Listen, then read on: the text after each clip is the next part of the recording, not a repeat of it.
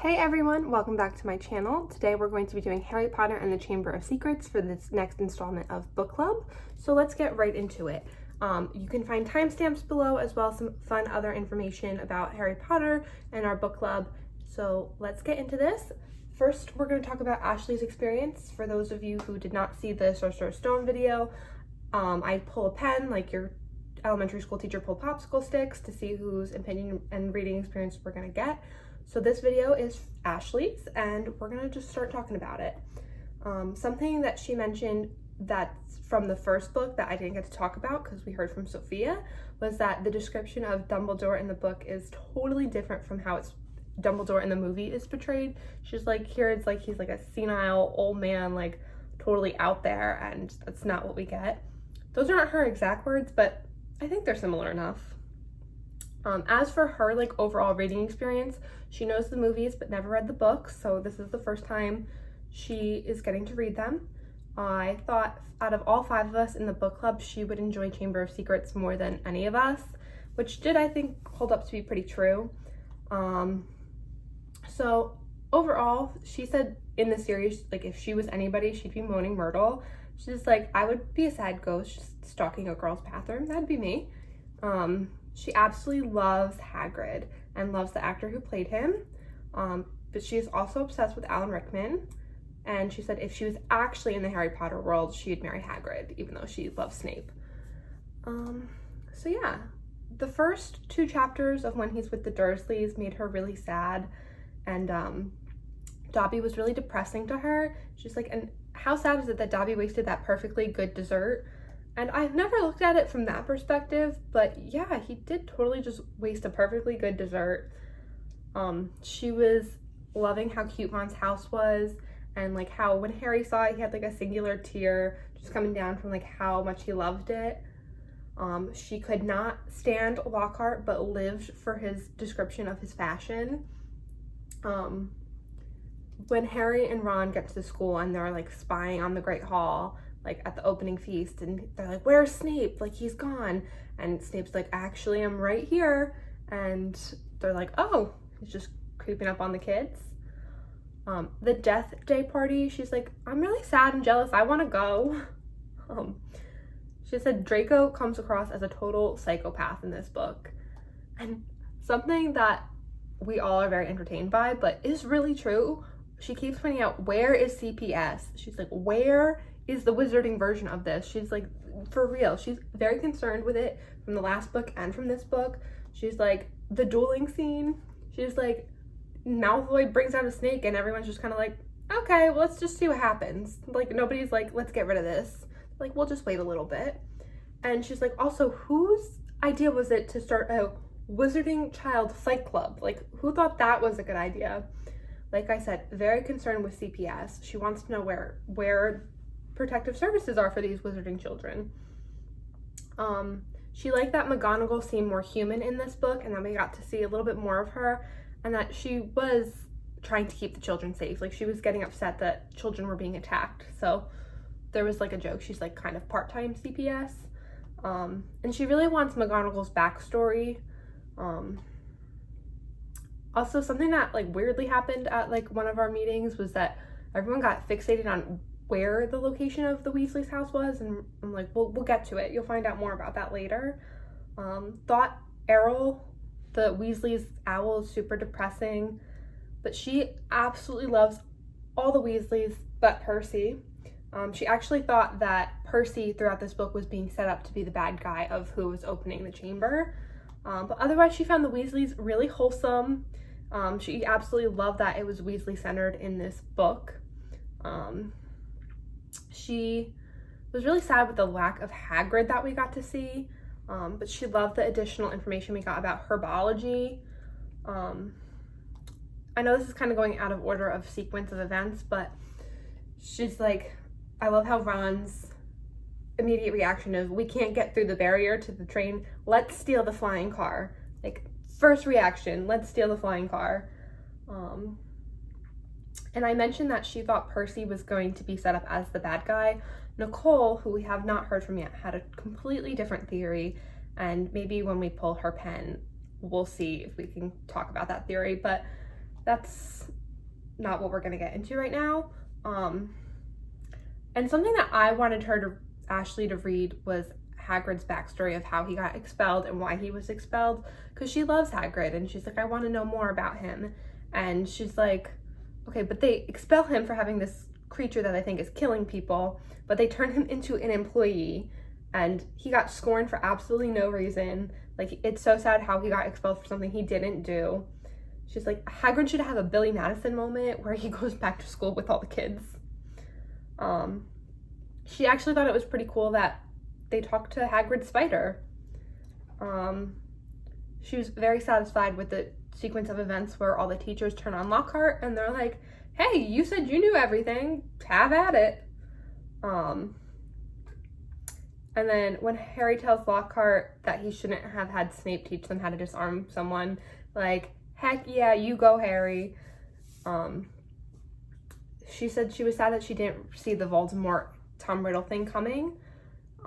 She was confused at how the sword came out of the sorting hat. She's like, clearly it has more powers than just sorting children. She thought it was cute at the end where Moaning Myrtle blushes and has like a crush on Harry.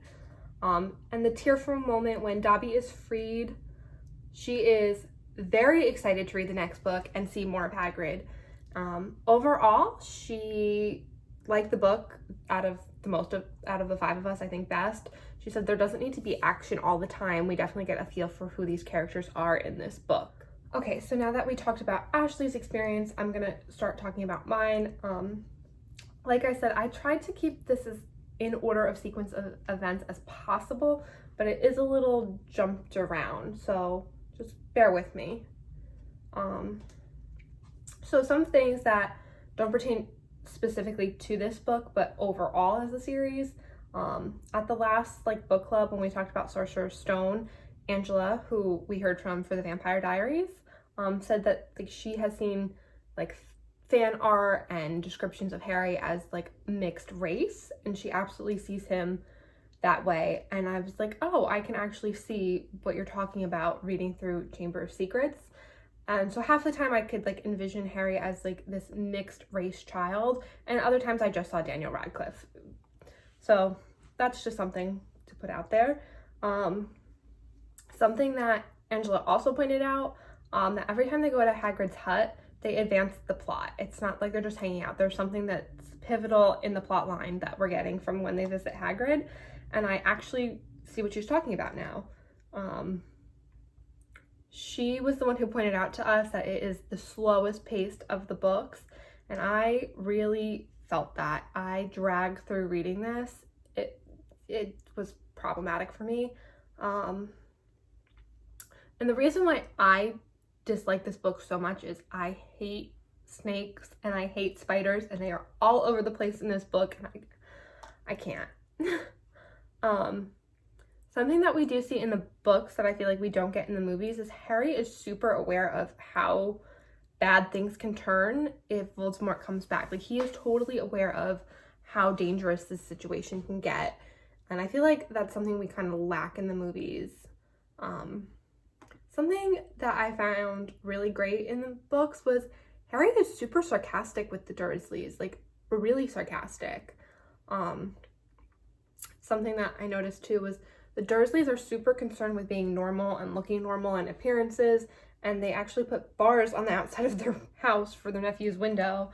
That doesn't seem out of place or unordinary. But then Ron to the rescue, absolutely love that. Something that I noticed too in this book was Dobby's I have all your letters from your friends that I took, but he never gives them to Harry. Geez, she's just hoarding all of his letters. I think the escape from the Dursleys is great in both movie and book formatting. They're just done so differently, but I love it. I love when he leaves the Dursleys. When Harry sees Ron's house for the first time, I was like, oh, my heart. It was so cute and so pure, and their friendship just brings me so much joy. And Ron is so nervous for Harry to see his house, and Harry's like, this is the greatest house I've ever been in. I absolutely love it. It's just oh, my heart. Errol, the Weasley's owl, highly entertaining. He's just passing out all the time. And I did say that I had like a hard time reading this book just because of the pacing. But little Ginny, oh, love little Ginny. Like, I love the first time we actually hear from Ginny is her sticking up for Harry in the bookstore. Like, that's the first time we actually hear her talk, and she's this 11-year-old feisty little girl, and I'm like, oh, I'm here for it. The Nocturne Alley scene, just like, for me. I like know it so well, it just doesn't bring anything to the table for me. Something I totally did not remember, because it's totally done differently in the movie, was that in Flourish and Blots, Mr. Weasley physically attacks Malfoy, like Lucius Malfoy. Like, he attacks him, and I was like, oh, I don't remember that, but great. Not great for the physical violence, but like, it was a great thing to like be like, oh, I forgot that moment happened. I absolutely love Mrs. Weasley, love her. The flying car, I just could not deal with how stupid of a decision that was. Like, I can't get over it. A scene that's in the book, Lockhart brings Harry aside before he goes into herbology, and he's like, that flying car stunt, he's like, I blame myself for giving you a taste of fame. He's like, you have to work up to it. He's like, defeating Voldemort, good start, but it will get there. Like, and then he goes into his first herbology class, and it gave me like awkward flashbacks to like the first day of school awkwardness and uncomfortableness. Totally brought flashbacks. The slug scene, ugh, so gross. Another reason why, ugh, slugs, no. But I found it highly entertaining though that he goes to detention and he's throwing up slugs all over Tom Riddle's trophy, and when later on they find Tom Riddle's diary and he makes the connection between, oh, this kid has a trophy and here's his diary, he's like, oh, maybe they gave him a trophy for killing Myrtle. Just ironic. Yeah, it brought me back to the whole thing about the theory of how everyone knows Voldemort is a Slytherin, but he wasn't a student. But that's something that as a book club we dove into really far and totally unraveled that whole thing. So I don't want to get into that because that's going to take up a lot of time. I love Ron's fierce protection of Hermione when Draco calls her a mudblood. Like, he is like, that's ridiculous, that's pure blood premise, like superiority, like I don't believe in it, like totally fierce protective over her, even though it ended up him eating slugs. And it brought me to the realization that in the trio, like we talked about in the last installment, that we have a Ravenclaw, Hufflepuff, and Slytherin represented in the trio, but we also have a pureblood, a half-blood, and a Muggle-born represented in this trio. Something that brings me back to Ashley and her CPS. Filch brings Harry to his office because he's about to assign him detention, and Harry's like, oh, there's like shackles hanging from the wall. Like, this man is in a position of power over children, and he's like, I have chains ready, I have it. As soon as you need me, I'll be there. Like, she's right. Where is CPS? Like, for real. It amazed me how long it took them to figure out it was a snake. Because the legend is the Chamber of Secrets, which came from Slytherin, and his representation is a snake. Just pointing out. I felt like Ron really hits in this book. Like, you get so much of his character developed, and we get to see more of him and all of his family members. We get to see him as like a big brother, we get to see him as a little brother, we get to see him as a friend, as a son, and I really enjoyed that, which I also think is the saving grace in this book. Like, we get the Weasley twins in this book, but they're really not there that often, and they're not all that funny in this book. I cannot with Lockhart, especially when he makes Harry's arm bones disappear like that. Ugh. No. Then Dumbledore coming on in with the line of, it's not who opened the Chamber of Secrets, but how. Like, yep. Ron's line of, if Dobby doesn't stop trying to save your life, he's going to kill you. Yeah. I also felt bad for Neville in this story. We don't get a lot of Neville in this particular book. And I do like Neville as a character, but he's like, everyone knows I'm practically a squib, so I bought all this protective stuff so I don't get attacked by the monster. I'm like, oh, poor Neville. The casualty of when Harry is telling Ron and Hermione that when he went to the zoo, he was talking to a snake that had never seen Brazil before. Like, just coming on in with that. Something else that I kind of pointed out in the last video and this one as well, how does everybody know that Harry's family does not like him?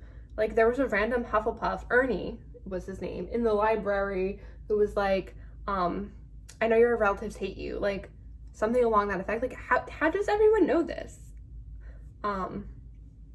I love when Harry is brought to Dumbledore's office because he shows up at another scene where a student is petrified and he's talking to Dumbledore and Hagrid just barges in and he's like, it's not Harry, there's no way he could have done this, like, and Dumbledore's like, yes, I know, and Hagrid's like, oh, my bad. He like backs out, but him like being like, I'll tell anyone and everyone it's not Harry, I know it. Love that scene. I love Christmas. Christmas is always great.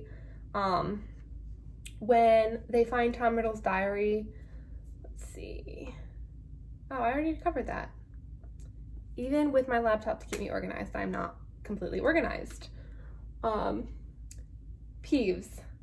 The Potter You Rotter song and dance routine. Great. The Valentine's Day scene. Oh, poor Ginny and poor Harry. Oh, with this singing dwarf. Like, being in the memory in the book makes the chain of like events more clear than how the movie does. Also, something we talked about in depth was how in the book you realize that Dumbledore was not the headmaster at the time, but in the movie it doesn't seem that way. So that clarified for my friends who had seen the movies but never read the books, that like made the scene a little bit more clear for them how things went down. Harry's reaction to Hagrid being expelled for being the one to open the Chamber of Secrets.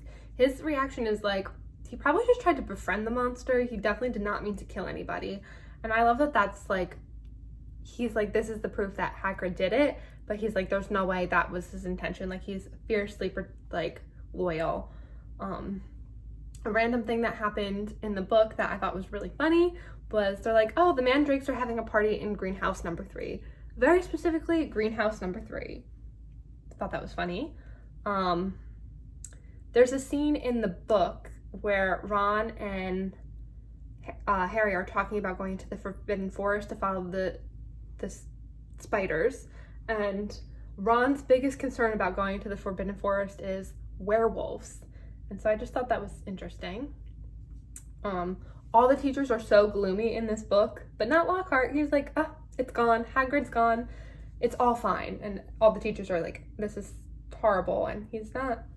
I love that when Ginny goes to confess that she knows what's going on with the Chamber of Secrets, before Percy interrupts her, Harry makes the connection between Ginny's behavior to Dobby's behavior.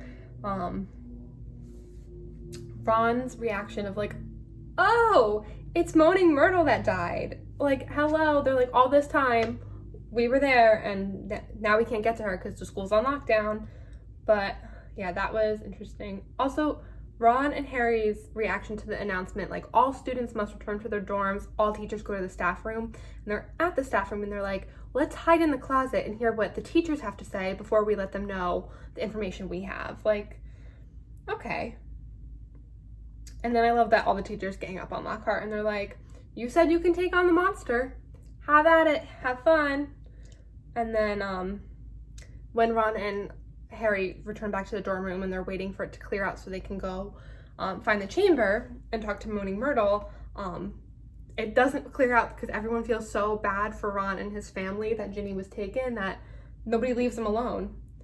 I love in the moment when they confront Lockhart and Lockhart goes to obliviate them and they disarm Lockhart, and Ron catches the wand and throws it out the window. Which also brought me around to the realization that Snape is the one that taught Harry that spell, Expelliarmus. We'll go with that pronunciation. I love Harry's determination to go into the chamber. He's like, even if there is the slightest possibility that Ginny can be alive, I'm going. I was really interested to hear like Ashley's thoughts of Moaning Myrtle's story, more so than like hearing my own. When there's the explosion in the chamber because Lockhart steals Ron's wand that misfires, and Lockhart's on the floor and Ron's like, get up! Just fun moment. I forgot that in this book, the snake is described as a poisonous green color, because I'm just so used to it being like that gray color from the movie. That gives me a second to readjust my like visualization of the scene. And I love that it was Ron's broken wand that came to the rescue against Lockhart, and that he got what he deserved. Something that I noticed between the last book and this book, Ron and Hermione can only help Harry go so far in the journey, and then it's Harry on his own versus Voldemort. Like, they can't take him to the end. Random little thing that happened in the chamber, that there's like a huge statue of Slytherin, and he's like, wow, he looks monkey-ish. He described Slytherin as a monkey-looking man. Very funny. The fact that Voldemort is aware of Harry and his similarities is something that I was like, oh, okay. Something I thought that was really cool in book form that you did not get in the movie was that as Tom Riddle like stays around longer, Harry's like, he looks kind of like misty, like he's not fully there, and as time progresses he like becomes more of a solid form than a mist. The Sorting Hat in the book, when it comes out, Harry has the hat on his head so the sword hits him in the head, not just like on the floor in the movie. This scene, the whole chamber scene, is really gross. I told you I don't like snakes, so it was just not for me. Fawkes, is that how you pronounce the Phoenix's name? He is super involved in this scene. Like, he's the key to everything. He brings the hat, he blinds the snake, he heals Harry, brings him the diary so he can destroy it. He flies everybody out of the chamber. I was like, wow, he is really key and pivotal in this scene. Like, and then when they get out of the chamber, Myrtle's like, oh, well, if you died, you could share my bathroom with me. Like, and Ron goes to Ginny, now you have competition. Thought that was like a really cute, fun moment to lighten up the serious danger that they were all just in. And I love in Dumbledore's office when Mr. and Mrs. Weasley are there and they're trying to figure out what's going on, and Harry does not want to throw Ginny under the bus, so Dumbledore steps in to take over. Lockhart without his memory, highly entertaining. And Dumbledore totally knew all along that Lockhart was full of it. And then him like being like, oh, well, I just gotta find a new Defense Against the Dark Arts professor now. And then Dumbledore's speech to Lucius in the book explaining why Ginny was given the book, like why she specifically had it, made the plan make so much more sense than in how the movie did. It kind of brushed over it in the movie, but like you really understand his like thought process, like Lucius' thought process of giving Ginny the book. Then we get to the celebration feast. Absolutely love that. They're all in their pajamas. Hagrid's back. Hermione's unpetrified. Exams are canceled. Lockhart's gone. Gryffindor wins again. Everyone's staying up till like 3 a.m, gorging out on food. Like, what a great fun scene. And then when Ginny tells on Percy to Fred and George that he has a girlfriend, Fred drops a bunch of books on George's head. And something that I've noticed between the last book and this book, everybody gets like a head injury. Like, J.K. Rowling apparently is obsessed with them. Like, I don't know why, but lots of head injuries going on. When at the end when Harry gives out his phone number to Hermione and Ron, and Hermione's like, oh my goodness, your relatives will be so proud of what you did and what you accomplished. And he's like, are you kidding me? They're gonna be furious. All those times I could have died and didn't. And then we have another book ending at King's Cross Station. Love that. And then here are a couple things that, like, this is where it's getting a little out of order. I just wanted to quickly mention something about the Death Day party. I was definitely more interested in Ashley's perspective than mine. And the whole time I kept hearing Emma Watson's voice being like, nearly headless? How could you be nearly headless? My impression of a British accent there for you. And Myrtle's nickname of Miserable, Moaning, Moping Myrtle. What a nickname. And then to talk about the polyjuice potion really quick, Hermione's like outburst when she's like, the boys are like, oh, I'm not so sure about this. And she's like, I don't want to break school rules, but the threat is like far worse and I need to know who it is.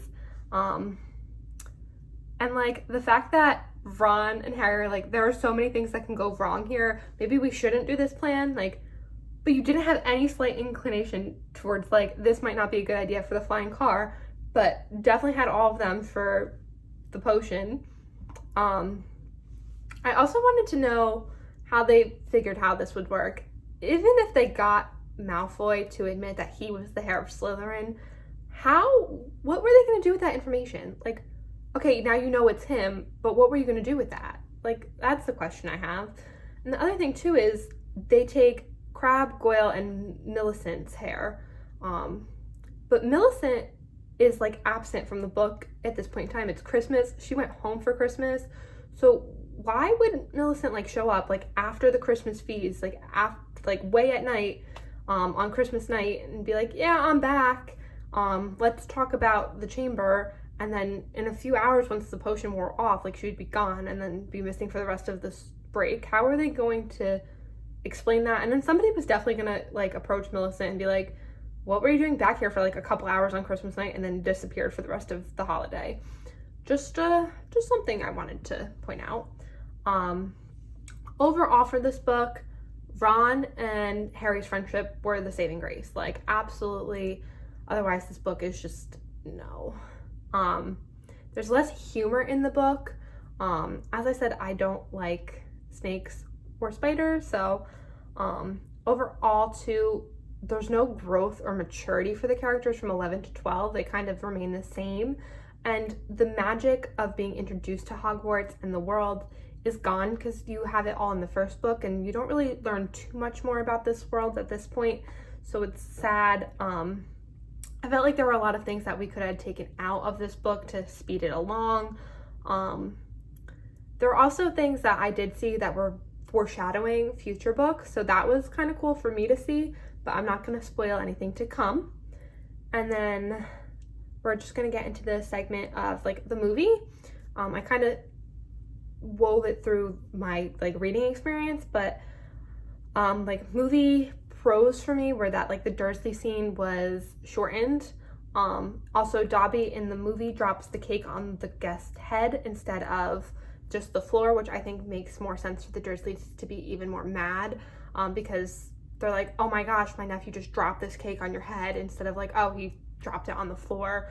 I feel like their explanation of Harry makes more sense when it's like the cake was dropped on her head. There's less Lockhart in the movie. That's great. The actor who plays Lockhart though, perfect. Absolute perfect. The Death Day party scene's gone. That was fine for me.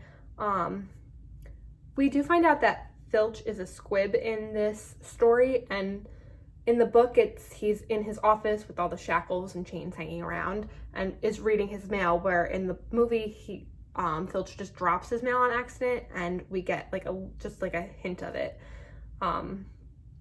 The dueling scene in the movie, it's such like a well played out scene. Absolutely love it. Also, it's like a little bit shortened in the book. We get like more of like the other students like dueling each other and a little bit more information on that. So I really enjoy it in the movie. The I didn't know you could read line, Great line. Definitely don't have that in the book. And then in the chamber, when Ron's wand misfires, we find out right away that Lockhart lost his memory, where it doesn't happen in the book until when Harry brings back Ginny and he's like, oh, Ron's like, yeah, his memory's like gone, where in the movie you find out right away. Also, Ron like knocks Lockhart out with like a rock when he like comes to him and he's like, who are you? Who am I? And he's like, bash right on the head. The one really big thing that I find like I like more from the book than the movie, and I think it's just me because again I don't like snakes, is that the chamber scene is so much shorter in the book. It's like right to the point where the movie prolongs the action, which I get why they're prolonging the action. It's a movie, you want to have some action, especially after like the plot kind of takes a while to get there.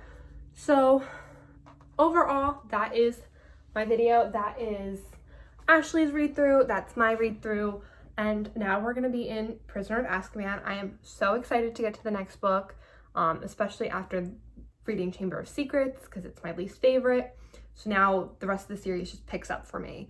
I said it to the group, the book club, that like book 1 you come out with like a bang, it's great, it's magical, then you get book 2 and you kind of like fall down and you're like, but then book 3 on goes back up, and I love it. So really excited, and usually at this point in time I would take out my mug with my pens, but I was thinking because we've already heard from all but Nicole, I would just go ahead and pre-pull Nicole's blue pen and hear from her, and then this way from Goblet of Fire we can reinsert all the pens back in and everyone has a fair chance to be heard from. So you will see that hopefully soon. I don't know when exactly that video will be out, but stick around for it. You will hear from Nicole for the first time, you'll hear my opinion, and I will see you soon. Thanks for watching. Like, subscribe, comment below if you want me to know anything, just no spoilers for the future of the series. Bye!